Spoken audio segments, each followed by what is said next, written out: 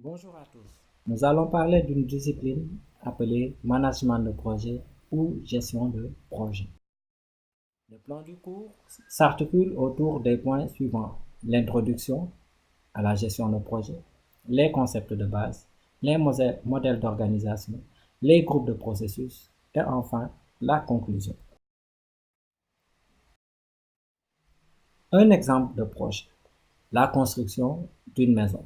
Alors, pour construire une maison, bien entendu, nous avons besoin de ressources humaines, d'un terrain, de matériaux, de ressources financières, d'un plan architectural et d'un agenda pour la mise en œuvre de cette maison. Alors, il est important de savoir que le besoin du client n'est pas toujours clairement exprimé. Le client sait qu'il a besoin de quelque chose ou il veut quelque chose, mais comment le matérialiser ou l'expliquer n'est pas toujours chose aisée.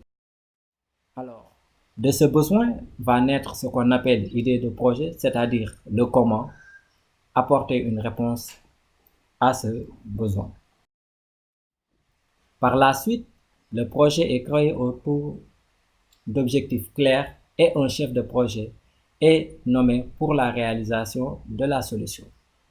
Alors, le projet est structuré autour d'objectifs, d'une démarche de mise en œuvre, d'une équipe pour la réalisation et d'un agenda qui est l'horizon temporel de mise en œuvre, le tout coordonné par le chef de projet.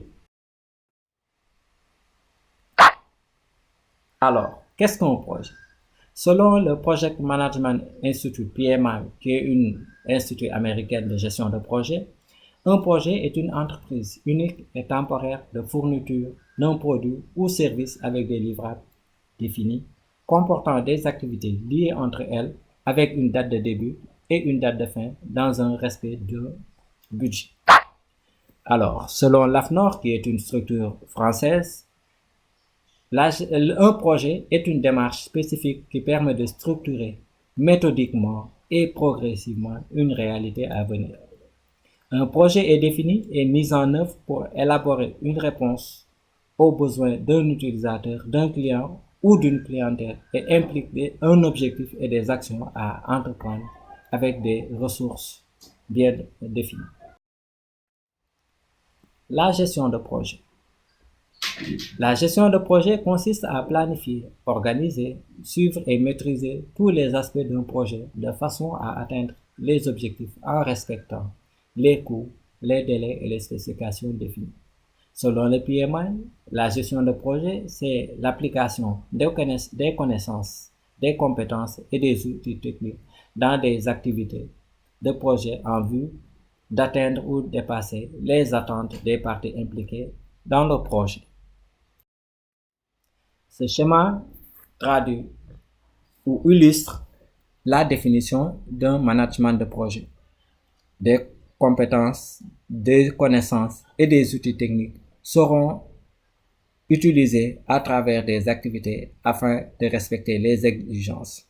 Le management de projet consiste généralement à identifier les exigences, effectuer un équilibre entre les contraintes concurrentes, à savoir le contenu, la qualité, l'échéancier, le budget, les ressources et les risques.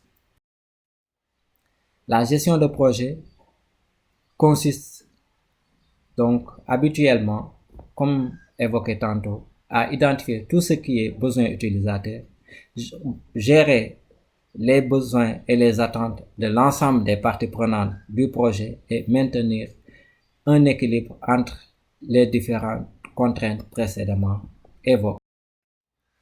Alors, pour le principe de la gestion de projet, l'étape numéro 1, se fixer un référentiel, c'est-à-dire identifier en premier lieu les contraintes, à savoir les délais, les coûts, et ainsi de suite. Élaborer tout ce qui est spécification du projet, c'est-à-dire la réponse, le besoin qui a été identifié, préparer un plan de développement ou plan de mise en œuvre. Pour ce faire, il s'agira de décomposer le projet en tâches élémentaires, d'identifier tous les contributeurs, de définir un séquencement de ces tâches. Il faut également que le chef de projet effectue des prévisions en termes de durée et de coût. Il est également important d'optimiser la référence, c'est-à-dire identifier les tâches déterminantes, c'est-à-dire les tâches ne devant pas accuser un retard et veiller à ce qu'elles aient le moins de risque de dérapage. Second principe, évaluer périodiquement la réalisation.